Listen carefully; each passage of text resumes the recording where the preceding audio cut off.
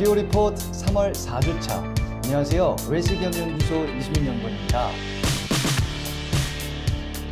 중소기업 대표님들에게 3월이란 많은 반성과 향후 계획에 대해서 생각해 보실 시간인 것 같습니다. 법인세 신고를 준비하면서 재무제표도 확인을 하고 앞으로 이 법인이 어떻게 나아가야 할지 미래에 대해서 고민이 많이 되실 텐데요.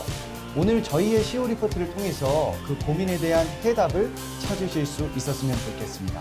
자, 그럼 오늘 CEO 리포트 시작해 보겠습니다. 자, 첫 번째 소식입니다.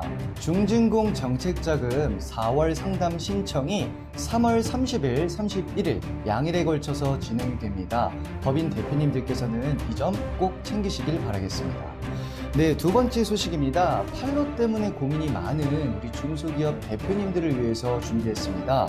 2021년도 중소기업 마케팅 지원 사업에 관한 이야기 잠시 후 알아보도록 하겠습니다. 네, 마지막으로 세 번째 소식은요. 저희 웰스기업연구소 정우일 소장님과 함께하는 대표님 2020년 결산은 꼼꼼하게 시간입니다. 오늘은 그 마지막 시간인데요. 법인세 신고 시에 유의해야 할 유의사항 3가지에 대해서 잠시 후 알아보도록 하겠습니다. 네, 첫 번째 소식입니다. 4월 중진공 정책자금에 관한 내용입니다. 서울은 30일 오전 10시, 강원, 충청, 전라, 제주, 경상 지역은 30일 오후 2시, 경기 지역은 31일 오전 10시, 인천 지역은 오후 2시부터 상담 신청을 하실 수가 있습니다. 중진공 홈페이지에서 신청이 가능하고요. 기업 등록을 먼저 진행하시면 신청이 훨씬 더 수월하실 것 같습니다. 네, 두 번째 소식입니다. 아임스타즈 홈페이지를 통해서 2021년 중소기업 마케팅 지원 사업을 신청하실 수가 있습니다. 판로 개척이 힘든 우리 중소기업을 위함인데요. 유통망 진출, 중소기업 공동 AS 지원, 이 두 가지에 대해서 지원을 받으실 수가 있습니다. 유통망 진출 사업은 3가지로 지원이 됩니다. 첫 번째, 온라인 시장 진출, 두 번째, 판로 혁신 지원, 세 번째, 정책 매장 입점 지원입니다. 온라인 시장 진출은 온라인 쇼핑몰 기획전에 참여할 수 있는 그 기회를 받거나 TV 홈쇼핑에서 우리 회사 제품을 팔 수 있는 기회를 받으실 수가 있습니다. 또한 판매 수수료를 제외한 나머지 비용, 예를 들면 영상 제작비나 홈쇼핑사에 납입하셔야 할 방송 대금을 최대 100%까지 지원받으실 수가 있습니다. 또한 자사모를 보유하고 있거나 정기 결제 등의 구독 서비스가 가능한 제품들을 발굴하고 그 후에 민간 유통 플랫폼과 연계를 해서 온라인 쇼핑몰 기획전을 추진한다고 합니다. 자사몰이 있는 대표님들께서는 이번 기회를 꼭 활용하시길 추천드리겠습니다. 네, 또한 원활한 AS 관리를 위해서 공동 중소기업 AS 사업도 진행이 되고 있으니까요. 우리 대표님들께서는 꼭 아임스타즈 홈페이지를 통해서 확인하시고 진행 신청하시길 바라겠습니다. 네, 특히 온라인 시장 진출에 관련된 사업은요, 3월에 신청 접수가 마감이 되니까요, 조금 더 서두르셔야겠습니다. 네, 세 번째 소식입니다. 결산을 준비하고 있는 우리 중소기업을 위한 코너죠. 대표님, 2020년 결산은 꼼꼼하게 체크. 정우일 소장님을 모시겠습니다. 안녕하세요. 웰스기업연구소 정우일 소장입니다. 대표님, 2020년 결산은 꼼꼼하게 체크. 그 마지막 시간입니다. 자, 아마 법인세 결산, 특히 2020년 귀속분에 대한 2021년 3월에 법인세 신고하는 거에 대해서 마지막 동영상이 될 텐데요. 자, 마지막으로 유의하셔야 될 것 3가지를 말씀드리고자 합니다. 첫 번째는 법인세 신고도움 서비스 내용을 꼭 확인하시길 바랍니다. 제가 수차례 말씀을 드렸지만 아마 저런 게 있는지도 모르는 대표님들이 계실까봐 다시 한번 말씀드리겠습니다. 아마 대표님들의 세무 대리인들은 한 번씩 클릭을 했을 거고 그 현황들을 봤을 겁니다. 그런데 정작 중요한 건 대표님들이 꼭 보셔야 된다는 거죠. 아무래도 이 법인세 신고도움 서비스를 보게 되면 우리 기업의 현황뿐만이 아니라 동종업체 현황까지 같이 볼 수 있죠. 그래서 우리 동종업체에 있는 기업들이 뭐 예를 들어서 뭐 소득률을 얼마 신고했고, 그다음에 법인 이익률은 얼마가 났고, 뭐 이런 정보들을 다 확인하실 수가 있습니다. 그래서 그런 정보들을 확인하셔서 아, 우리 기업이 이쪽에 비용이 좀 많이 들어가 있구나. 그 원인은 뭐지? 그리고 내가 이렇게 신고했다가는 문제가 될 수 있겠구나. 라는 것들을 좀 같이 체크를 하시게 되면 우리 세무대리인과 함께 3월 달에 기업 결산을 할 때 정말 좀 좋은 시너지가 나지 않을까 합니다.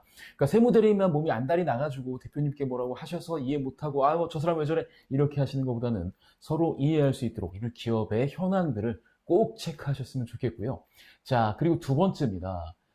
연구인력 개발비 사전심사 제도가 강화됐다는 말씀 다시 한번 드리면서 특히 법인세 과세표준 신고 전까지 3월 30, 그 마지막 날까지 언제든지 우편이나 아니면 이메일이라든가 아니면 세무서 방문 접수가 가능하니까 이 홈택스에서도 신고가 가능하거든요. 그래서 미리 한번 조금 좀 그런데? 라고 하는 대표님들은 연구인력 개발비 사전 그 심사에 따른 안내를 꼭 받아보셔서 그로 인한 좀 세무상의 불이익은 없도록 하시면 될 것 같습니다. 만약 대표님들께서 연구인력 개발비 세액 공제를 할 때 약간 좀 의심적인 내용이 있거나 아니면 이게 좀 약간 헷갈린다 하는 점들이 있다라면 사전 심사를 한번 받아보셔서 이로 인한 리스크를 사전에 없애는 것도 좋을 것 같습니다. 아마도 그 특히 연구인력 개발비로 인한 세액 공제 비중이 좀 큰 기업일수록 이거 좀 신경을 쓰시는 게 좋을 것 같다는 생각이 들고요. 자, 그 다음에 이제 오늘의 마지막 이슈입니다. 주요 세부 점검 사항을 꼭 확인하셔야 됩니다. 특히 예를 들면 이런 거죠. 우리가 법인세 신고를 할 때 법인세를 줄이는 방법 중에 하나가 사실은 비용을 늘리는 거잖아요. 그래서 비용을 늘리는 거를 너무 많이 하는, 그러니까 과다 경비를 너무 많이 집어넣게 되면 또 문제가 될 수 있는데 이때 꼭 점검하실 내용들이 이제 제가 좀 추려보면 크게 한 4가지 정도 될 것 같습니다. 그 전에 꼭 하셔야 될 것은 업무용 승용차, 특히 고가의 업무용 승용차를 이제 좀 사용하시는 대표님들이라면 꼭 운행일지를 꼭 작성을 하시던지 이걸 꼭 점검을 하셔야 된다는 거 좀 먼저 말씀드리겠습니다. 특히 법인카드 사적 사용 여부. 이거에 대해서는 되게 면밀하게 보고 있기 때문에 특히 예를 들어서 골프 접대를 가거나 아니면 골프 관련된 무언가가 있을 경우 좀 주의하시고요. 그 다음에 집 근처나 뭐 이런 데서 사적 사용으로 의심받을 수 있는 무언가가 있다라면 이것도 조심하시는 게 좋겠습니다. 자, 그 다음에 그 상품권을 너무 과다해서 구입하는 경우도 조금 문제가 될 수 있습니다. 자, 상품권을 많이 구입하시는 분들의 이제 속성은 다 접대비일 텐데요. 이게 진짜 접대비 처리를 제대로 하고 있는지, 그러니까 접대비 처리를 제대로 하려면 누구한테 줬는지가 명확해야겠죠. 근데 그런 걸 할 수 있는지, 아니면 그냥 복리후생비로 넣어서 뭐 처리를 했는지, 이거를 좀 꼼꼼하게 체크하셔서 진짜 좀 제대로 된 그 신용카드를 쓰시는 게, 신용카드가 아니라 그 상품권을 쓰시는 게 좋습니다. 그래서 너무 상품권을 과다하게 쓰시게 되면 또 조사 대상이 될 수 있다는 것도 체크하시고요. 특히 제일 중요한 게 우리 법인에서 근무하지 않는 대표이사 가족에게 인건비를 지급하거나 아니면 이분들에게 사업소득을 발생시키는 거는 상당히 조심하셔야 됩니다. 반드시 실질이 있어야만 하고, 실질이랑 하면 실제 근무하거나 그런 비슷한 거래가 있어야 되는 거고, 그렇지 않는다고 한다면 주요 타겟이 될 수 있습니다. 제가 몇 번이고 그 CEO 리포트에서 말씀드렸는데 특히 일하지 않는 자녀에게 고액의 월급을 주고 연봉을 주고 그 다음에 진짜 업무용 승용차 고가의 업무용 승용차까지 몰게 하고 뭐 법인의 이제 뭐 어떤 오피스텔이라든가 레지던스에 거주케 한다고 한다면 진짜 이거는 문제가 될 수 있으니 이건 조절해서 담당 세무사와 합의하에 어느 정도 진행을 하셔야 될 것 같고요. 그 다음에 이제 뭐 아직도 이러신 분은 없겠죠. 자료상을 통해서 가짜 영수증. 네, 이거는 이제 지금 시대와는 맞지 않는다고 보시면 됩니다.